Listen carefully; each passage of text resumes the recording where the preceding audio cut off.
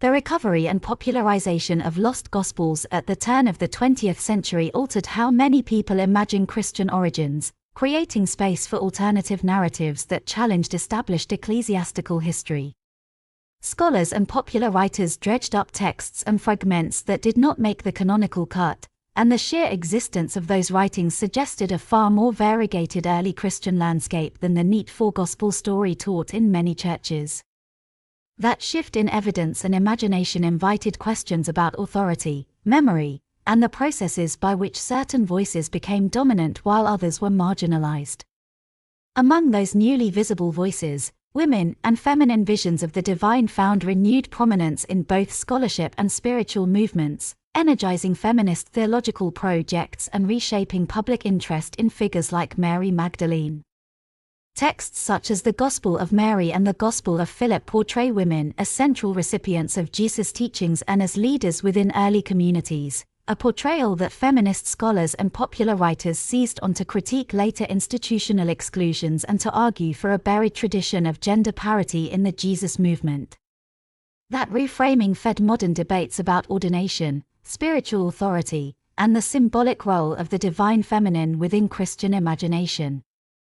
The cultural story of these rediscoveries is older and broader than many realize. Earlier waves of interest in non-canonical scriptures, driven by 19th and early 20th century finds and by esoteric movements like theosophy, set the intellectual and cultural groundwork for later feminist and popular reinterpretations.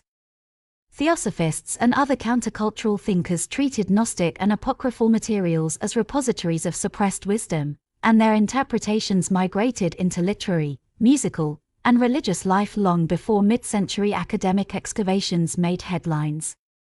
That longer chronology helps explain why feminist spiritualities and imaginative reconstructions of a lost egalitarian Christianity circulated widely and resonated with audiences hungry for alternatives to patriarchal orthodoxy.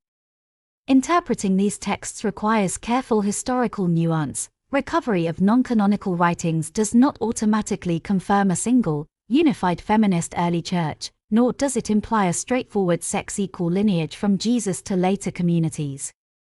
The evidence reveals diversity, competing theologies, local practices, and shifting social formations, so feminist readings must balance theological hope with critical historiography.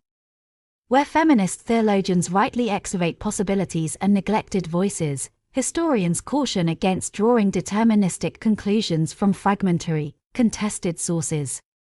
Ultimately, the interplay of feminism, the lost Gospels, and the recovered history of Christianity is less a simple overthrow of orthodox narratives than a productive reopening of questions about authority, memory, and who counts in the story of Christianity.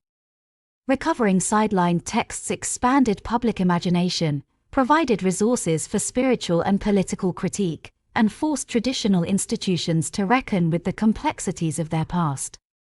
That conversation continues to reshape both academic study and lived religious practice, inviting deeper reflection on how past silences were made and how they might be remedied today.